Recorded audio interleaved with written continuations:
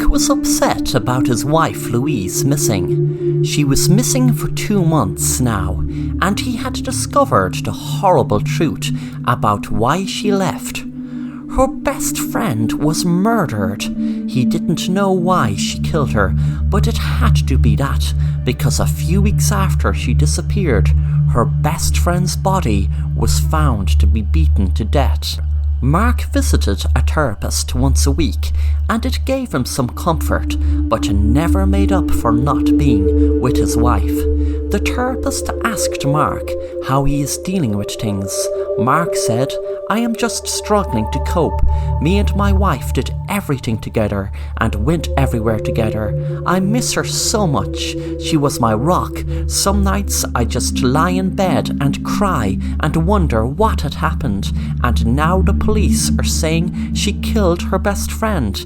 I just can't take any more of it. It's killing me inside. Sometimes I just wish I was dead." Detective Jackson was working on the missing persons case of Louise, Mark's wife, and also the murder of her best friend Stephanie. He was looking through the police tapes. He knew something was bothering him, but he couldn't put his finger on it. He was going through hours and hours of police footage, hoping he would spot what it was that bothered him about the case. He watched one interview. The police officer put their phone on the table and pressed record. Mark said, "Where is my wife? Is she okay? How do we not know that whoever killed my wife didn't kill her best friend?" The police officer spoke. "Sir, we have some evidence that we need to share with you. That is why you were called in today. We have searched through hours of CCTV footage from your house and the surrounding areas.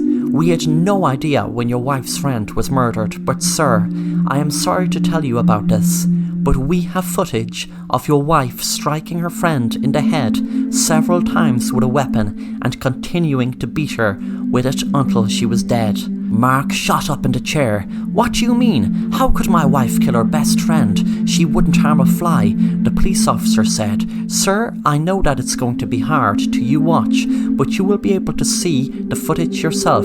Sometimes it's very hard for us to grasp what people we are close to are capable of, and from my experience, any one of us can be pushed to do extreme things, even murder." Mark spoke loudly. "So that is why my wife is missing? She went on the run after killing her best friend? So that means she's more than likely out there somewhere still alive?" "That's correct, sir."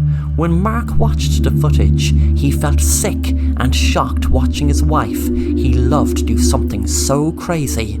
The next appointment with Mark's therapist, he would tell his therapist the shocking news. He had learned his own wife had killed his best friend. A few days later, Mark told his therapist he received an email from his wife Louise. It read, "Hi love, I am so sorry that I had to leave, but you should know by now, I had to murder Stephanie. She was going to kill me first. I'm sorry I can't explain, but please believe me, I didn't want any of this to ever happen, and I am sorry, so sorry, but you can't ever see me again. I just want to tell you, I love you and I am sorry." Mark's therapist was shocked and asked him did he show the police. Mark said yes. They said they were chasing leads, but I don't trust them. I mean, look how much time is lost. They say if someone isn't found within the first 48 hours, then their chances diminish. Mark's counsellor was looking through the email and spotted something very strange up at top. Mark looked at him and asked what's wrong. His therapist said nothing. It's just shocking. Well, everything is wrong about it really, isn't it? It must be awful for you, Mark. That night there was a knock on Mark's door. When he opened it, Detective Jackson was standing on the other side. "Hi, Mark. I have some more details of the case. Can I come in, please?" "Sure, Detective. Did you find Louise?" "I'm afraid not," he said. Suddenly, Mark saw the detective give a strange look behind him. Mark had known what he was looking at and pulled out a gun and shot the detective in his head. Mark was cursing himself that he left Sarah's clothes out in the middle of the kitchen, the ones he used when he dressed up murdering his wife's best friend, to purposely get caught on camera to frame his wife, who he had already killed. He wanted the police to think she was still out there somewhere on the run, so that he wouldn't be a suspect for murder. He wondered what the detective had called for. Mark didn't even want to kill his wife, but knew she was having an affair, but didn't realise who with. But he could see all the emails on her phone and messages from a guy called Romeo Lover. He was even put in her contacts list as Romeo Lover. Suddenly he heard a noise and turned around, wondering what it was. He pointed the gun and then realised he was just being paranoid. But now he has to get rid of another body. He was telling himself, the snooping detective. He went out to the back garden and dug a hole to throw the body of the detective in, and would dig it up later to get rid of in a better place. He was too tired to drive to the woods tonight. When the hole was dug, he felt a bang on his head and fell into the hole unconscious. When he woke up, he was staring. Everything was a blur. The therapist's face came into view. "You were going to be buried alive, you bastard. You killed the love of my life. I am Romeo Lover, and I loved her, something you could never do. I suspected you killed her, but never guessed this until you showed me that email. I recognized the IP address. It was very strange, the email from your missing wife, coming from your home network. Then I asked Detective Jackson to come out to your house, and well, you just confirmed everything for me. Now it's time to you be buried alive." Mark's therapist threw a shovel full of dirt on him, and more, and more, and more. Mark was too tired and weak to fight it, and a few minutes later died while being buried alive. When he had him buried, he knew what he had to do. Tell the police he arrived at the scene after discovering Louise was in the house, since the emails were using the home network, and by the time he arrived, she had killed the detective and buried him with her husband. He wondered, would this story be plausible? After all, he was Louise's therapist. Would the police put two and two together and realise they were having an affair? He doubted it. Then he smiled. It worked to his advantage. Her husband using her supposedly dead or missing wife's phone. After all, it was her phone used in her home network, which proves she is alive. And she came back to her house to kill her husband, and ended up killing the detective also, and buried them both. The therapist smiled at his idea and said to himself, "This has all come together perfectly."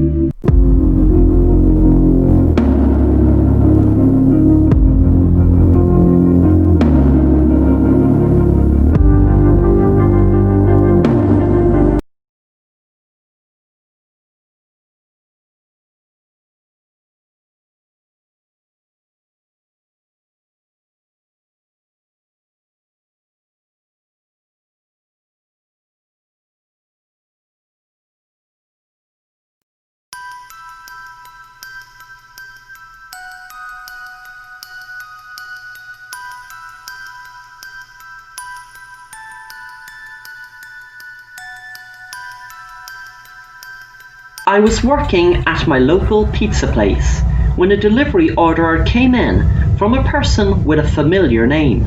I had finished my shift, so Simon was taking over for me, but I really wanted to deliver this order, so I told Simon I'd deliver it for him. I was feeling sick for so long, and it took me so long to get back to work, but my treatment didn't help me. It just made things worse. A while later, I knocked on the door with the pizza, and I wanted to see for certain is it the guy I thought it was. I was right, it was. It took him a while to register who I was, but when he did, he took the pizza and said, "Hey Susie, how are you keeping? It's great you're back to work." I smiled back and said, "Hey Mr. Potter, I'm doing good now, thankfully."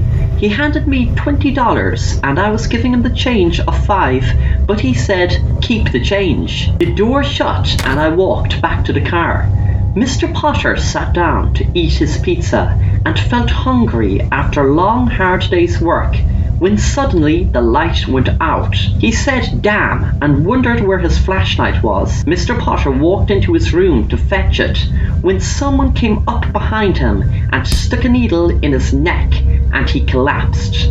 He didn't know how long he was out, but when he came around he was sitting on a chair with loads of electric wires around him and there was a flashlight blinding his eyes. Susie was staring right at him. "You sure loved to use electricity on me, didn't you?" He said, "Susie, what are you doing?" She took a wig off, showing her bald head. "Mr. Potter, I am going to flick the kill switch back on in just a few minutes, and you are going to fry alive with those electric wires that are tied onto you. That, I must add, I doubt you will be able to wiggle free with your hands tied behind your back. I learned all that from you. I must admit, this tonight has been the best therapy I've ever had." He started screaming as I walked down to the basement and flicked the kill switch to on. I could hear buzzing and the screaming stopped.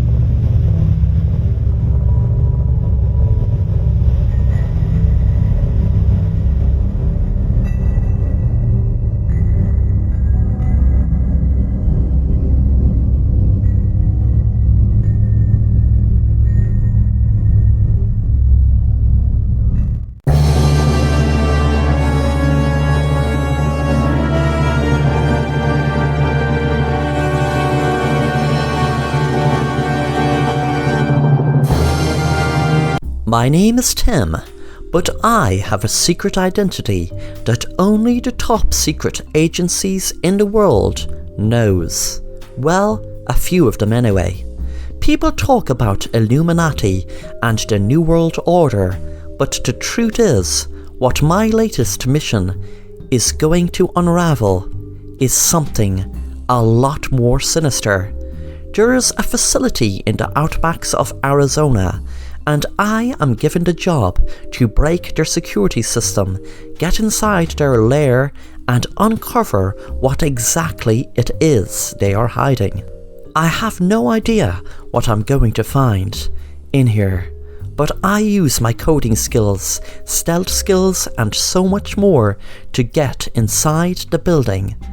There are high-tech alarms and lasers I have to pass.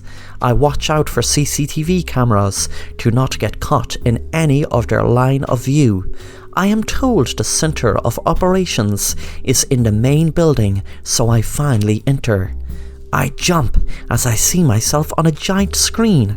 I was dodging cameras and alarms, and now that I'm in the most important part of the building, I see people watching me on a giant screen. One of them turns and has a sinister smile on their face. I freeze knowing that there is no way out for me. He begins to speak. "Well, there now, don't be afraid.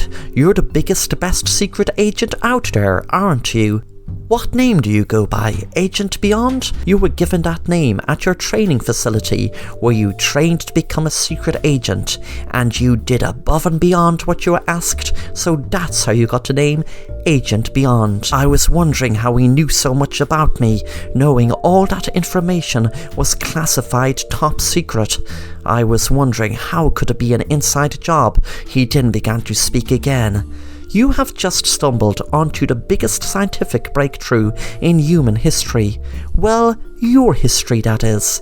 You see, I am Jasper. I am from a post-human civilization with vast computing power, and I know you were sent here to seek information on what it is we do.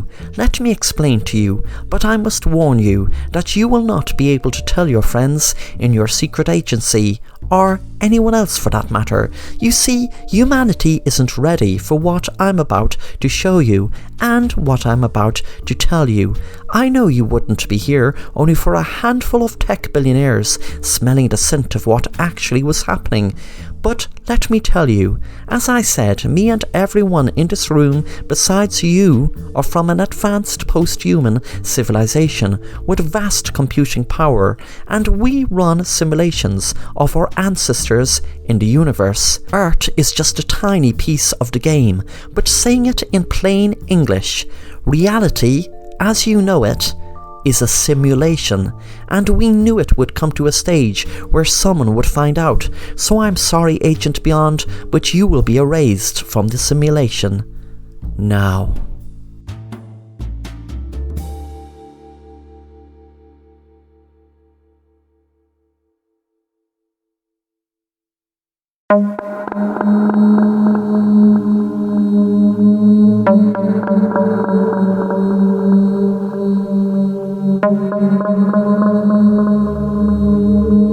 Lisa started in a new school, but dreaded it as she had very low confidence.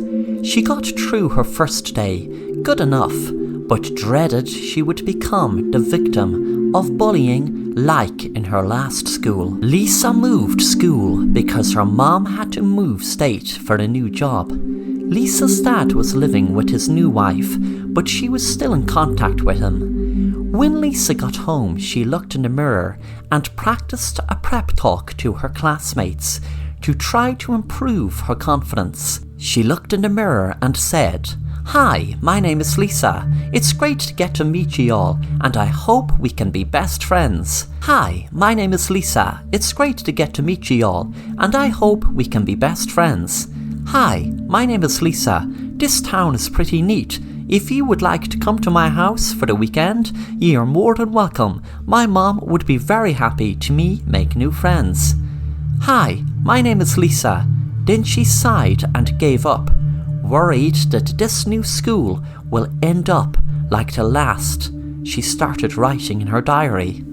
"I am so tired of moving from town to town. This is the 4th school I've moved to in the last 5 years, and the last one was the worst. I still get so down and anxious over those awful bullies in that damn school. I really hope that this school will be different. I don't think I'll be able to handle going through all that bullying again." The next day in school, Lisa was about to put her books from her bag into her locker when a couple of the girls walked up to her and one of them said, "Hey Lisa, we have something really cool to show you. It's down in the local park. Do you know where that is?" Lisa smiled and said, "Yeah, sure." The girl said, "Awesome. We will be waiting by the bench near the playground at 5 after school, so we will all be looking forward to see you." Lisa smiled and felt so happy with herself. Things were looking up, and these seemed to be the popular girls in the school, making it even better. When Lisa went home, she gave her usual pep talk in front of her mirror. "Hey girls, thanks so much for inviting me to whatever it is you want to show me. I'm so excited about seeing it. Hey girls, I'm so excited to find out what it is you want to show me. Thanks so much for inviting me." She looked in the mirror, worrying about coming over, too excited about being asked to meet them. When she met them at 5 by the bench, they were all around the bench smiling. One of the girls told her, "Just look behind that tree. It's so awesome." Lisa felt excited and curious what it was they meant. When she got behind the tree, there was a tripwire set off a bucket of slime, which fell all over her, covering her in slime. The girls laughed and walked off. One of them said, "Oh my god, she is so lame." Lisa started crying, afraid that she was going to be bullied as well in this school. When she went home, she looked in the mirror, but didn't know what to say this time. She froze when she saw her reflection started speaking to her. "Don't let those bitches get to you, girl. Don't let them bullies get you down. You're better than them." Lisa could not believe it. Then the reflection continued. "You don't be weak now. You do want to teach them a lesson, don't you?" The reflection kept saying over and over, "Don't you? Don't you?" "Don't you?" until Lisa screamed, "Yes, yes, yes!" With that, the reflection changed places with Lisa, and Lisa was in the mirror, now looking out, in shock at her reflection, which was in her room, and grinning in a sinister way. When Lisa looked around her, she couldn't see anything but black. The next day, Lisa's reflection was walking around just as Lisa would be. She looked like Lisa. She walked like Lisa. To everyone else, she was Lisa. She walked into the school swimming pool, where the girls were practicing for their swimming contest. Lisa picked up a radio that was near the pool and threw it in, electrocuting the girls. Their coach screamed and the police were rang. 5 minutes later, Lisa fell out of her mirror, not knowing what happened, until the police arrived at her door to arrest her for murdering the girls. When she was sitting alone in the police interrogation room, she looked at herself in her phone camera and saw her reflection talking back at her. "Well, I taught them wretched girls a lesson. You can go back to being yourself now." Lisa's reflection didn't ever speak back to her since.